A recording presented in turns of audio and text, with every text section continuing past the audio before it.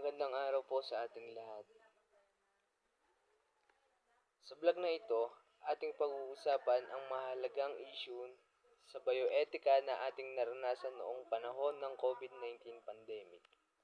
Makikinig tayo sa mga karanasan ng ating mga kapwa estudyante upang mas maintindihan ang mga hamon at desisyon na kinaharap natin noon. Iba't ibang pananaw ang ating mapapakinggan mula sa personal na nararamdaman hanggang sa mga pangyayari sa kanilang komunidad.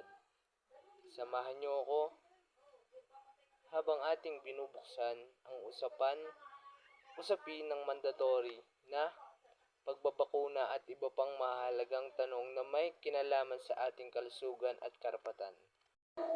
Guys, nandito ngayon tayo sa LSPU para tanongin ang isa nating kapiyo na patungkol sa COVID-19. Kapiyo, pwede ba kitang matanong patungkol sa COVID-19? Okay lang naman. Anong naramdaman mo nung panahon ng pandemic? Actually, yung panahon ng pandemic, na-feel ko talaga na parang kailangan ko na mag-stand up sa sarili ko. Kasi before, umaasa lang ako doon sa mga nasa paligid ko. Pero nung nag-pandemic, naisip ko na kailangan din talaga mag-isa at ayun ang pinapig sa akin. Kaya yun, doon ako nag-grow na nung panahon na yun is na-realize ko na kaya ko naman pala. Kaya ko na matuto mag-isa, nag-aaral ako mag-isa, and also kumikita din ako ng sa sarili ko. Ayun lang, napil ko na kaya ko pala maging independent. And hindi ko kailangan na lagi ako lumasa sa parents ko. And ayun, dahil sa pandemic, naging nag-matured ako kahit pa paano. And ayun lang. Salamat kapiyo, napakaganda lang iyong pagsagot.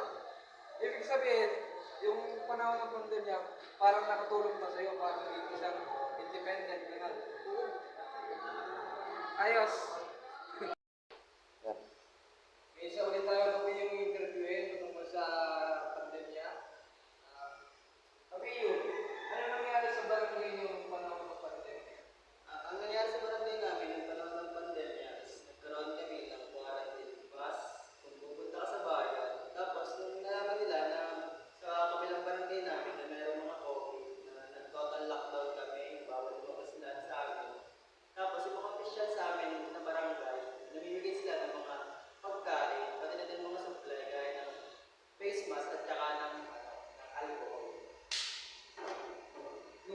May isa ulit tayo kapiyo tatanungin patungkol sa pandemya.